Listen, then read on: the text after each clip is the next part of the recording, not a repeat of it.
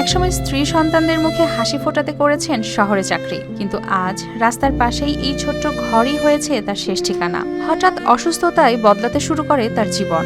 এরপর থেকে একে একে হারিয়েছেন চাকরি, ঘরবাড়ি, এমনকি আপনজনদেরও। টাঙ্গাইলের গোপালপুর উপজেলার হেমনগর ইউনিয়নের বাসিন্দা মুজিবর খাঁ প্রায় ৪৬ বছর আগে চাকরি শুরু করেছিলেন ঢাকার একটি পোশাক কারখানায়, কিন্তু প্রায় ২৮ বছর আগে কর্মস্থলে স্ট্রোক করে প্যারালাইজড হয়ে পড়লে শুরু হয় তার জীবনের সবচেয়ে কঠিন অধ্যায়।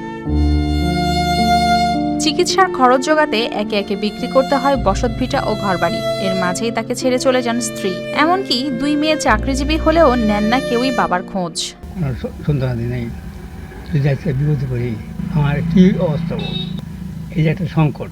নিজস্ব কোনো জায়গা না থাকায় মহাসড়কের পাশে একটি জরাজীর্ণ টিনের ছাপড়ায় বসবাস করছেন ৭৫ বছর বয়সী এই বৃদ্ধ।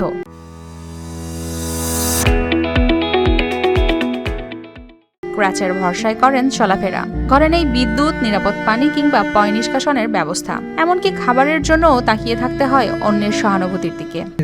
ওই কষ্ট করে নিয়ে প্রস্তাব পায়খানাটা মেনটেন করা আছে, তখন একবার না পারবো তখন তখন পায়খানা মধ্যে শুয়ে থাকবো, প্রস্তাব করে প্রস্তাবের মধ্যে শুয়ে থাকবো।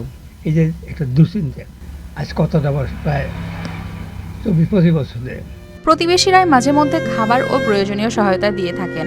অন্যের সহযোগিতাই এখন তার বেঁচে থাকার একমাত্র অবলম্বন। কষ্ট হয়, পায় তার সমস্যা, তারা আমি খাওয়াই, আমি গোসলের পানিটা আমি দিই, উনি হাঁটা চলাফেরা করতে পারে না, ওই এক জায়গায় বসে বসে ওখানে খাই, ওখানে সব, ওনে পায়খানা, ওনে প্রস্তাব পায়খানা সব ওই জায়গায়।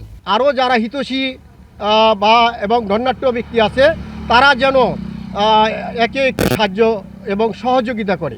এদিকে উপজেলা সমাজসেবা কর্মকর্তা জানিয়েছেন, তার সার্বিক পরিস্থিতি বিবেচনায় প্রয়োজনীয় সহায়তার ব্যবস্থার চেষ্টা করা হবে। বলছেন মুজিবুর রহমান, শাখারিয়া গ্রামে যার বাড়ি, তিনি আমাদের সামাজিক নিরাপত্তা কর্মসূচির আওতায় বয়স্ক ভাতা তাকে প্রদান করা হচ্ছে, এবং ভবিষ্যতেও যদি আমাদের আরও কোনো সহযোগিতা করার থাকে এবং সুযোগ আসে, তাহলে আমরা অবশ্যই তার পাশে থাকব। বার্ধক্য, অসুস্থতা ও নিঃসঙ্গতার ভারে নুয়ে পড়া মুজিবর খাঁর বেঁচে থাকার লড়াই শুধু নিজের নয়, সমাজের মানবিকতারও এক কঠিন পরীক্ষা।